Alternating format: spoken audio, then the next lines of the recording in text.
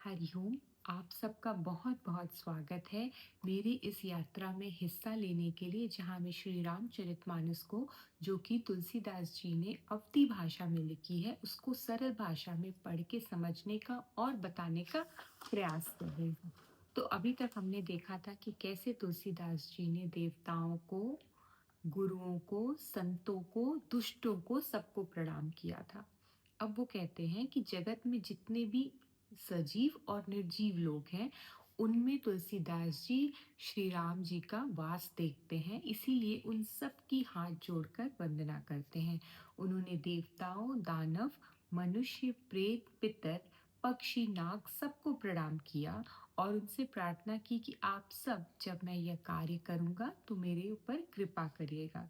84 लाख योनियों में उत्पन्न हुए जीव, जो कि जल, पृथ्वी और आकाश में विचरण करते हैं, उन सब में सीताराम जी का वास जानकर मैं दोनों हाथों से जोड़कर सबको प्रणाम करता हूँ। मैं उन सब से विनती करता हूँ कि मुझे अपना दास समझकर कृपया करिएगा।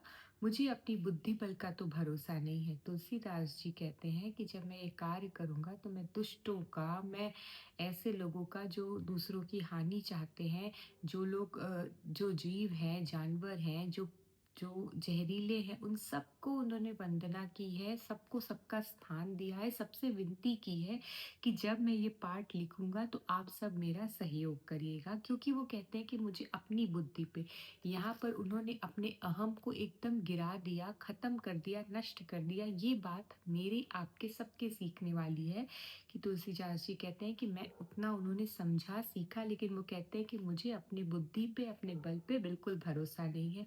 मैं श्री राम जी के गुणों का वर्णन करना चाहता हूँ, परंतु मेरी बुद्धि बहुत छोटी है और श्री राम जी का चरित्र जो है वो अथाह है। मतलब मैं अपनी छोटी बुद्धि, छोटी समझ से उनके बारे में क्या ही लिखूंगा।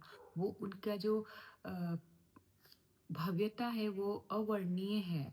सज्जन मेरी ढिठाई को क्षमा करेंगे और मेरे बाल वचनों को मन लगाकर सुनेंगे। सज्जनों को मेरी कविता पढ़कर सुख प्राप्त होगा और दुष्ट जन हंसी उड़ावेंगे।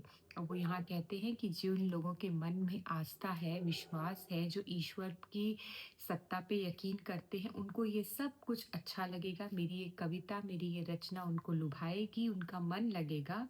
और यही जो लोग दुष्ट जन हैं, जो ईश्वर पे भरोसा नहीं रखते, जिनको इनके सत्संग का लाभ नहीं पता, जिनको शास्त्रों के बारे में नहीं पता, जिनको ग्रंथों में कोई रुचि नहीं है, वो इस सत्संग का उपहास करेंगे, मजाक उड़ाएंगे। वो कहते हैं कि जैसे बगुले हंस को और मेंढक पपीहे को हंसते हैं, वैसे ही जो मलिन मन वाले दुष्ट होते हैं वो निर्मल वाणियों पे हंसते हैं।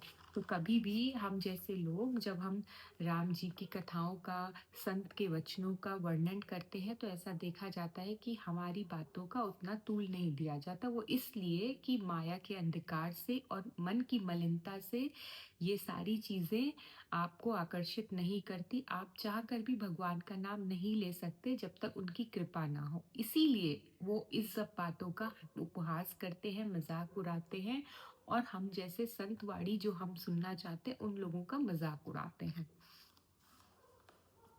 वो कहते हैं कि जिनको ना तो कविता के रस का पता है और ना जिनको श्री रामचंद्र के चरणों से प्रेम है, उनके लिए भी यह कविता सुखद हास्यप्रद का काम देगी। जिन्हें ना तो प्रभु के चरणों में प्रेम है और ना अच्छी समझ ही है, उनको यह कथा सुनने में फीकी लगेगी। जिनकी श्री हरि भगवान विष्णु और श्री हरि भगवान शिव के चरणों में प्रीति है और जिनकी बुद्धि कुतर्क करने वाली नहीं है, जो भगवान में भेद या ऊंच नीच की कल्पना नहीं करते हैं, उन्हें श्री राम रघुनाथ जी की यह कथा मीठी लगेगी। ऐसा वो कह रहे हैं कि जिन लोगों को भगवान का कुछ पता ही नहीं है, जिनको भगवान का नाम जिन्होंने लिया ही नहीं है, उनको ये सब बातें, उनको ये मेरी कविता कहाँ से मीठी और लुभावनी लगेगी। निश्चित ही उनको यहाँ पे उबाई आएगी, उनको यहाँ पर लगेगा कि यहाँ से उठ के चले जाएं, और उनको वो बिल्कुल नीरस लगेगी। लेकिन जिन्होंने श्री हरि भगवान विष्णु का, शंकर भगवान का, इन सब की वंदना की है, इन सब की भक्ति की है, उन्हें श्री राम के यश का गायन सुनने में बहुत आनंद मिलेगा। वो कहते हैं कि नाना प्रकार के जो अक्षर होते हैं, जो अर्थ होते हैं, अलंकार होते हैं, जो भाव को, जो कविताओं के भांति-भांति के गुण और दोष होते हैं, इनमें से काव्य संबंधी एक भी बात का ज्ञान मुझ में नहीं है। यह मैं कोरे कागज पर लिखकर शपथ पूर्वक सत्य-सत्य कहता हूँ। यहाँ फिर से उन्होंने अपना अहंकार एकदम चूर्ण किया। उन्होंने कहा, इतना ज्ञान होने के बावजूद, इतनी बड़ी भक्ति करने के बावजूद, तपस्या करने के बावजूद वो कहते हैं एकदम अभिमान रहित होकर कि मुझे कुछ नहीं आता, मैं जो भी कर रहा हूँ, लिख रहा हूँ, सुन रहा हूँ, बोल रहा हूँ, वो सब ऊपर वाले की कृपा से कर रहा हूँ। मेरा इसमें कोई योगदान नहीं, ये सब मुझसे भगवान करा रहे हैं। मेरी रचना सब गुणों से रहित है। वो कहते हैं कि मेरी मेरी रचना में कोई भी गुण नहीं है। मैंने जो भी लिखा है सब नीरस है।